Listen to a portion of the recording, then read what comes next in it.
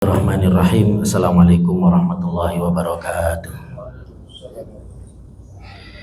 Alhamdulillahi ala ihsanih wa syukru lahu ala taufiqihi wa amtinani. Wa asyhadu an la ilaha illallah wahdahu la syarika lahu ta'ziman li sya'ni. Wa asyhadu anna Muhammadan abduhu wa rasuluhu ad-da'i ila ridwani. Qala Allah Ta'ala ya ayyuhalladzina amanu taqullaha haqqa tuqatih wa la tamutunna illa wa antum muslimun. Amma ba'd. Para jamaah yang dimuliakan oleh Allah, alhamdulillah kita bersyukur kepada Allah Subhanahu wa taala atas segala limpahan nikmat dan karunia yang Allah Subhanahu wa taala berikan kepada kita. Salawat dan salam semoga tercurahkan kepada Nabi kita Muhammad sallallahu alaihi wasallam beserta keluarganya, sahabatnya, tabi'in, tabi'ut tabi'in, dan orang-orang yang senantiasa mengikuti risalahnya hingga akhir zaman. Para jamaah yang dimuliakan oleh Allah, dalam kita bermuamalah kepada manusia, di sana ada 3 macam muamalah. Yang pertama adalah muamalah ad-dzulm, muamalah dengan kezaliman. Yang kedua adalah muamalah al-adl, muamalah dengan keadilan. Dan yang ketiga adalah muamalah al-fadl. Adapun yang pertama yaitu muamalah az-zulm, muamalah dengan kezaliman, maka ini hukumnya adalah haram. Sebagaimana yang disabdakan oleh Nabi sallallahu alaihi wasallam ketika beliau haji wada. Beliau berkhutbah di Arafah, beliau mengatakan inna dima'akum wa amwalakum wa a'radakum alaikum haramun kahurmati yaumikum hadha. Sesungguhnya darah-darah kalian, harta-harta kalian, kehormatan-kehormatan kalian itu adalah haram sebagaimana haramnya hari ini. Ini muamalah yang pertama, muamalah ad-dzulm, muamalah dengan kezaliman hukumnya adalah haram. Apa dampak ketika kita bermuamalah kepada manusia dengan muamalah ad-dzulm, dengan muamalah kezaliman? Di antara dampaknya adalah azabnya disegerakan oleh Allah Subhanahu wa taala. Jadi siapa yang bermuamalah dengan muamalah kezaliman kepada saudaranya, maka azabnya itu akan disegerakan oleh Allah Subhanahu wa taala. Sebagaimana yang disebutkan dalam hadis Nabi sallallahu alaihi wasallam bersabda, "Ma min dhanbin ajdaru ayyu'ajjilallahu ta'ala li sahibihi al-uqubah fid dunya ma'a ma yaddakhiru lahu fil akhirah mithlul baghi wa qati'atir rahim." Tidak ada dosa yang lebih pantas untuk disegerakan azabnya oleh Allah Subhanahu wa taala di dunia bersamaan dengan disimpan untuknya nanti di akhirat, seperti kezaliman dan memutuskan tali silaturahim. Jadi kezaliman itu azabnya disegerakan oleh Allah Subhanahu wa taala. Mungkin azab itu turun kepada kita tanpa kita rasakan. Dia mengalir begitu saja dalam kehidupan kita. Namun kita sering sakit-sakitan. Kita mengira sakit-sakitan itu biasa. Padahal itu adalah bentuk daripada hukuman yang disegerakan oleh Allah. Anak-anak kita sakit. Istri kita berubah yang tadinya salehah menjadi tidak salehah. Menjadi pembangkang, tidak menurut lagi. Kita kira itu biasa, padahal itu bagian daripada azab yang Allah Subhanahu wa taala segerakan untuk kita. Hidup kita susah, kita kena PHK misalkan, ya kita mau daftar lagi, nggak ada yang mau menerima kita. Kita kira itu biasa, padahal itu bisa jadi bagian daripada azab yang disegerakan oleh Allah Subhanahu wa taala untuk kita di dunia. Kemudian dampak yang kedua, seorang yang suka bermuamalah dengan muamalah kezaliman adalah bahwa doa orang yang kita zolimi itu mustajab. Doa orang yang terzolimi itu mustajab. Sehingga apabila dia berdoa keburukan untuk kita, maka bisa jadi doa itu dikabulkan oleh Allah Subhanahu wa taala. Misalkan dia berdoa, ya Allah sengsarakan hidupnya, maka kita bisa jadi hidupnya apa? Hidup kita sengsara. Karena doa orang yang kita zolimi itu didengar dan dikabulkan oleh Allah Subhanahu wa taala. Makanya diingatkan oleh Nabi sallallahu alaihi wasallam, ittaqi da'watal madlum fa innahu laisa bainahu wa bainallahi hijab. Takutlah kalian terhadap doanya orang yang terzolimi, Karena antara dirinya dengan Allah Subhanahu wa taala itu tidak ada penghalang, sehingga doanya itu langsung dikabulkan oleh Allah Subhanahu wa taala. Kemudian yang ketiga dampaknya adalah kita menjadi orang yang bangkrut nanti pada hari kiamat. Nabi Shallallahu alaihi wasallam pernah bersabda, "Atadruna mal muflis?" Tahukah kalian orang yang bangkrut itu? Maka para sahabat pun menjawab, "Al-muflisu fina ma la dirham lahu wala mata." Orang yang bangkrut itu, wahai Rasul, adalah yang tidak punya dirham dan tidak punya harta. Maka Nabi Shallallahu alaihi wasallam mengatakan, "Al-muflisu fi ummati." Orang yang bangkrut dari kalangan umatku adalah yang nanti datang pada hari kiamat. Dia membawa pahala yang sangat banyak. Pahala sholat, pahala puasa, pahala sedekah. Akan tetapi bersamaan dengan itu, dia juga pernah menyakiti orang lain. Walakin qad syatama hadza, dia mencaci maki orang ini. Wa akala mala hadza, memakan harta orang ini. Wa safaka dama hadza, mengucurkan darah orang ini. Sehingga orang-orang yang pernah dia zolimi, orang yang dia ejek, orang yang dia hina, orang yang pernah diambil hartanya, dicabik-cabik kehormatannya, datang untuk menagih haknya. Sehingga pahala kita yang banyak tadi kita bagi-bagikan kepada mereka. Ternyata orang yang kita zolimi masih pada ngantri, masih banyak yang ngantri. Namun kebaikan kita sudah habis kita bagi-bagikan. Maka apa yang terjadi, Pak? Dosa orang yang pernah kita zalimi itu ditransfer kepada kita, sehingga kebaikan kita habis, namun dosa kita menumpuk, sehingga akan dilemparkan ke dalam neraka wal'iyadzubillah. Maka orang yang suka melakukan kezaliman ketika di dunia, mencabik-cabik kehormatan saudaranya, mengambil harta saudaranya, atau menumpahkan darah saudaranya, maka dia akan menjadi orang yang bangkrut nanti pada hari kiamat. Oleh karena itu diingatkan oleh Al-Imam Asy-Syafi'i rahimahullahu taala, bi'sazad ilal ma'ad al-udwanu 'alal ibad. Seburuk-buruk bekal yang kita bawa nanti pada hari kiamat adalah permusuhan kepada sesama hamba.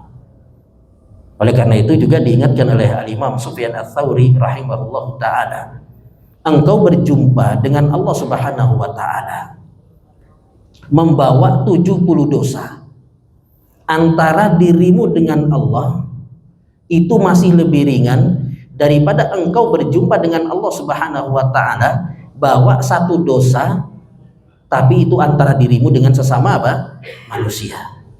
Jadi masih lebih ringan kita berjumpa dengan Allah bawa 70 dosa, namun itu antara diri kita dengan siapa?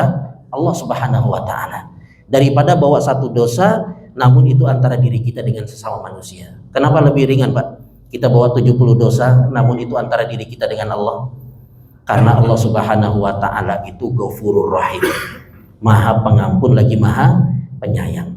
Tapi kalau manusia itu apa? Sifatnya pendendam.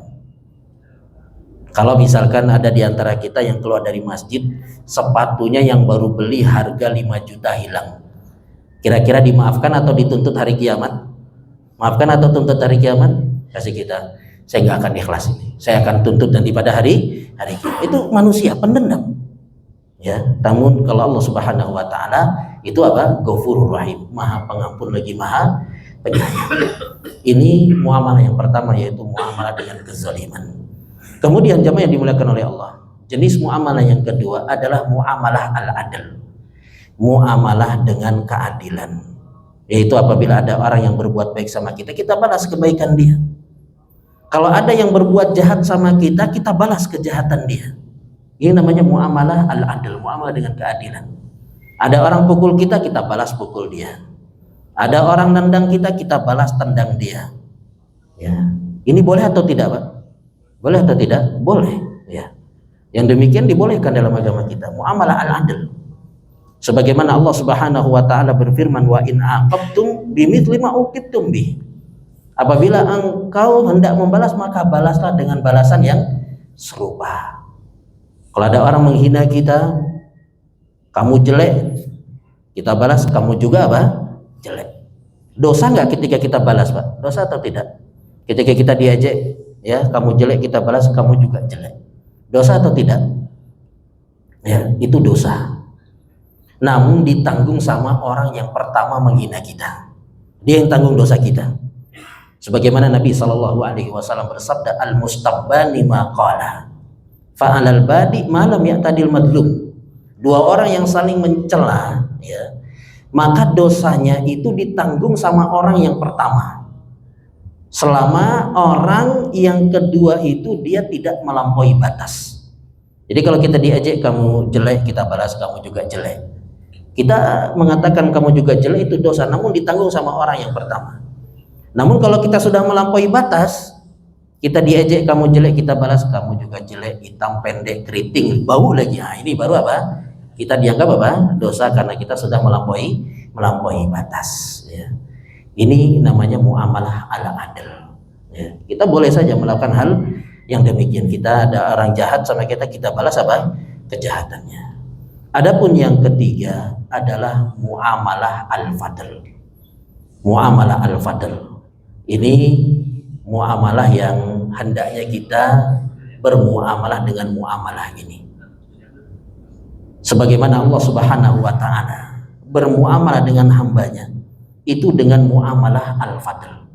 Allah Subhanahu wa ta'ala bermuamalah dengan hambanya itu bukan dengan muamalah ad-dzulm, bukan muamalah al-adl, tapi Allah Subhanahu wa ta'ala ketika bermuamalah dengan hambanya itu dengan muamalah al-fadl.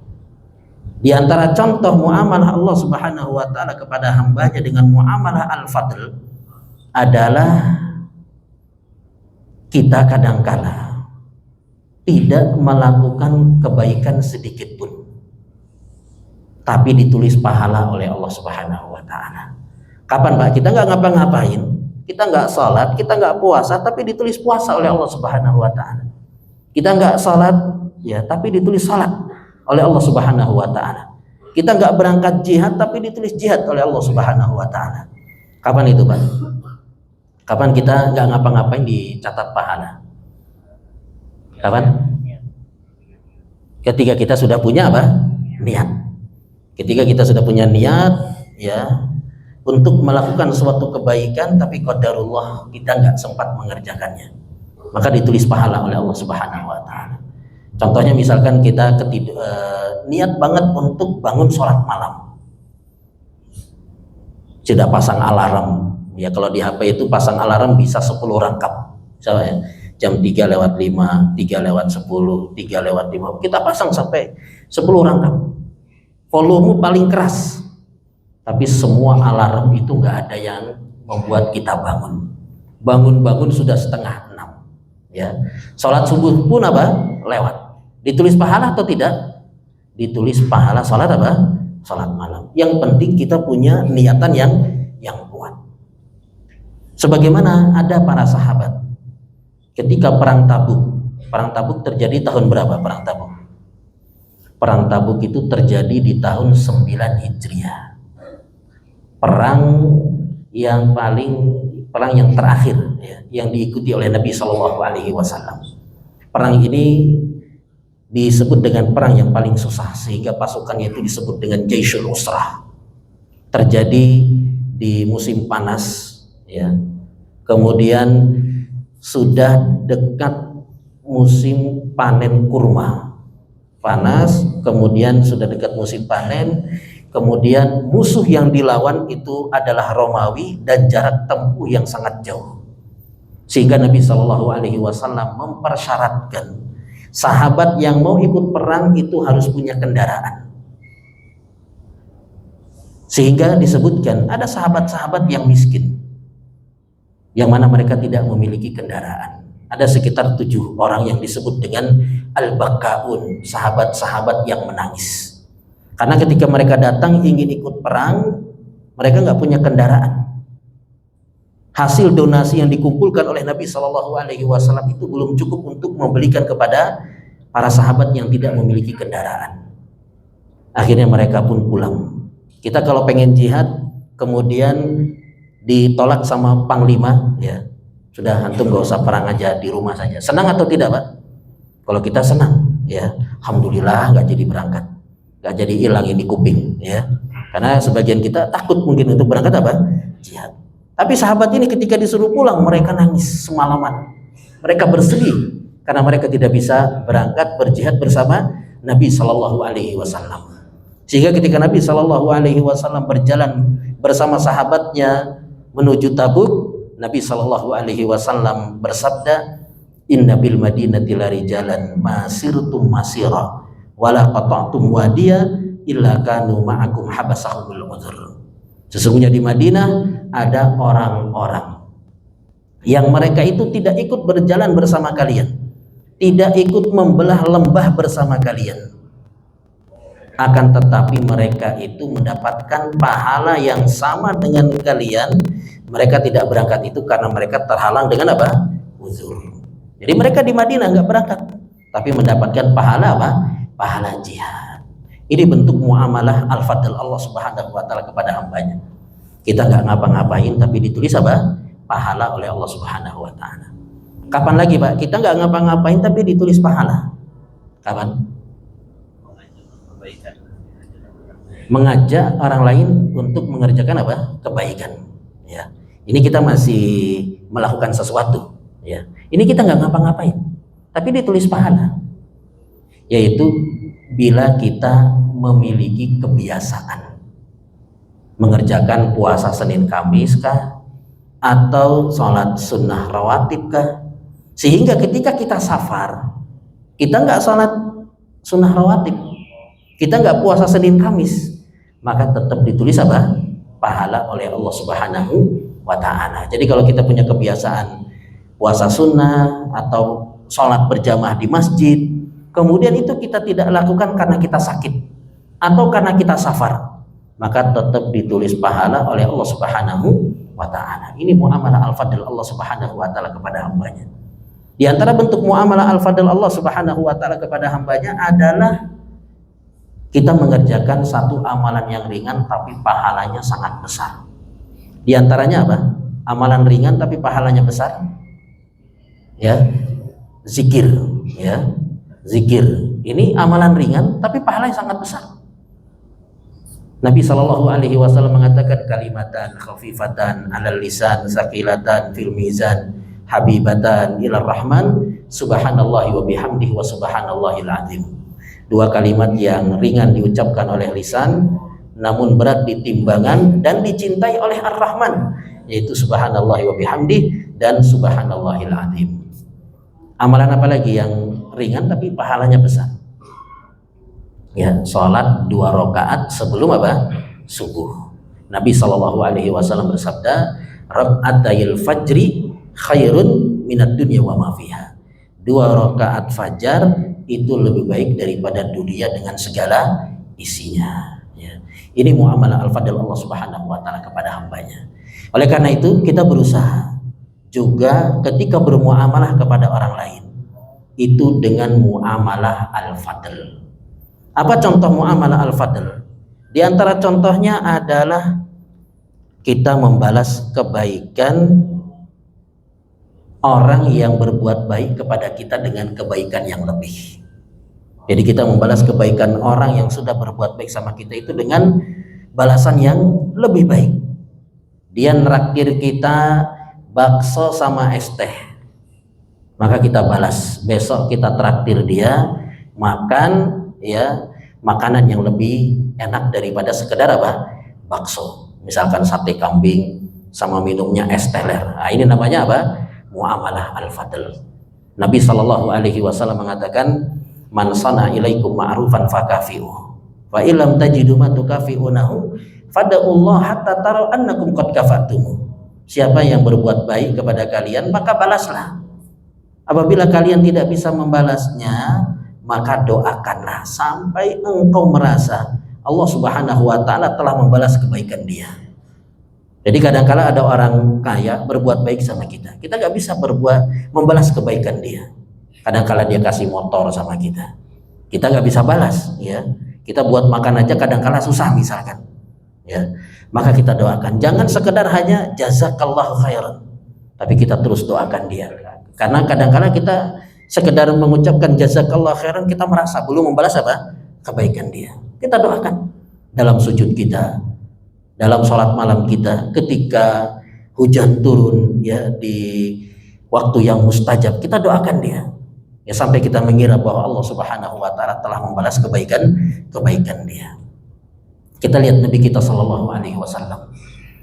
Ketika beliau masuk ke kamar mandi, ke toilet, buang hajat, maka sahabat Abdullah bin Abbas radhiyallahu anhu melihat Nabi sallallahu alaihi wasallam masuk ke toilet, dan kebiasaan Nabi kalau keluar dari toilet itu bersuci. Maka Abdullah bin Abbas radhiyallahu anhu langsung ambil air, siapkan air untuk bersuci Nabi sallallahu alaihi wasallam. Ketika Nabi keluar, Nabi sudah lihat ada air untuk bersuci. Maka Nabi sallallahu alaihi wasallam tanya, siapa yang siapkan ini? Maka para sahabat pun menjawab, Ibnu Abbas wahai Rasul. Maka Nabi sallallahu alaihi wasallam membalas kebaikan Ibnu Abbas itu dengan mendoakan Ibnu Abbas radhiyallahu anhu. Tidak hanya sekedar jazakallahu khairan, tapi Nabi sallallahu alaihi wasallam berdoa, Allahumma faqihhu fiddin wa 'allimhu ta'wil. Ya Allah, faqihkan dia di dalam agama dan jadikan dia seorang yang faham tentang ilmu apa? Tafsir. Diijabah atau tidak doa Nabi? Diijabah oleh Allah Subhanahu wa taala. Abdullah bin Abbas menjadi seorang sahabat yang faqih di dalam agama dan juga seorang sahabat yang sangat jago dalam mentafsirkan Al-Qur'an berkat doa Nabi sallallahu alaihi wasallam. Ini yang pertama, bentuk daripada muamalah al-fadl. Kita membalas kebaikan orang dengan kebaikan yang lebih. Yang kedua adalah memaafkan orang yang berbuat salah dengan kita. Kalau muamalah al-adl, ada orang buat salah, kita balas dengan balasan yang serupa. Namun muamalah al-fadl, ada orang berbuat zalim sama kita, menyakiti kita, kita maafkan dia. Ini namanya muamalah al-fadl. Sebagaimana Abu Bakar As-Siddiq radhiyallahu anhu, beliau disakiti sama kerabat sendiri. Itu siapa yang menyakiti Abu Bakar As-Siddiq? Dari kalangan kerabatnya sendiri, siapa namanya? Mistah bin Utsatsah radhiyallahu anhu, seorang sahabat yang mulia, kerabat Abu Bakar, namun ikut-ikutan menuduh Aisyah radhiyallahu anha berbuat zina. Akhirnya Abu Bakar As-Siddiq radhiyallahu anhu menyetop bantuan kepada dia, bersumpah untuk tidak lagi memberikan bantuan kepada Mistah. Namun kemudian Abu Bakar ditegur oleh Allah Subhanahu wa taala melalui nabinya sallallahu alaihi wasallam, turun wahyu surat An-Nur ayat yang ke-22. Wal ya'fu wal yasfahu, hendaknya engkau maafkan dan berlapang dadalah. Akhirnya Abu Bakar Siddiq radhiyallahu anhu memaafkan Mistah bin Utsatsah dan kembali memberikan bantuan kepadanya. Jadi bentuk daripada muamalah al-fadl adalah kita memaafkan orang yang telah berbuat salah kepada kita. Kemudian di antara contoh muamalah al-fadl adalah membalas keburukan dengan kebaikan. Jadi tidak hanya sekedar kita maafkan, tapi kita balas dengan kebaikan. Ada orang ejek-ejek kita, hina-hina kita, kamu jelek, kamu bau, kita panggil.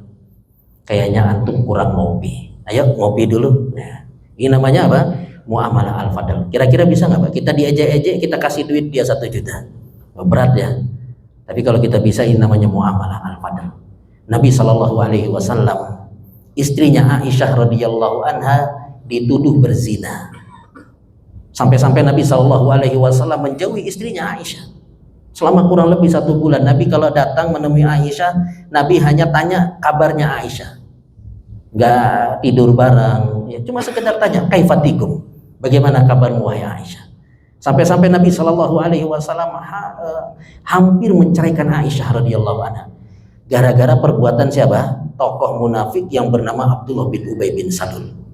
Ketika Abdullah bin Ubay bin Salul, tokoh munafik ini meninggal dunia, anaknya datang mengabarkan kepada Nabi Shallallahu Alaihi Wasallam, wahai Rasul, ayahku meninggal, aku minta engkau untuk mensalatkan. Maka Nabi Shallallahu Alaihi Wasallam pun tergerak, ya. Kemudian beliau berjalan untuk mensalatkan Abdullah bin Ubay bin Salul. Bahkan Nabi Shallallahu Alaihi Wasallam memberikan kain untuk kain kafannya Abdullah bin Ubay bin Salul. Ketika Nabi mau mensolatkan dihadang sama Umar ibn Khattab radhiyallahu anhu. Umar mengatakan, munafik itu wahai Rasul. Maka Nabi SAW tetap ingin mensolatkan Abdullah bin Ubay bin Salul, sehingga turun ayat kepada Nabi SAW, istaghfir lahum aw la tastaghfir lahum in tastaghfir lahum sab'ina marrah la yaghfirallahu lahum. Kau mohonkan ampunan untuk dia atau engkau tidak mohonkan ampunan untuk dia, meskipun engkau mohonkan ampunan untuk dia itu sebanyak 70 kali, Allah tidak akan ampuni dia. Namun tetap saja Nabi SAW pergi untuk mensalatkan Abdullah bin Ubay bin Salul, tokoh munafik, disalatkan oleh Nabi SAW. Ini namanya muamalah al-fadl, membalas keburukan dengan kebaikan. Wallahu ta'ala alam. Ya, karena waktu yang membatasi kita, mungkin cukup sampai di sini. Mudah-mudahan yang sedikit ini bermanfaat untuk kita semua. Kita akhiri dengan doa kafaratul majlis. Subhanakallahumma bihamdik, asyhadu an la ilaha illa anta, astaghfiruka wa atubu ilaik. Wassalamualaikum warahmatullahi wabarakatuh.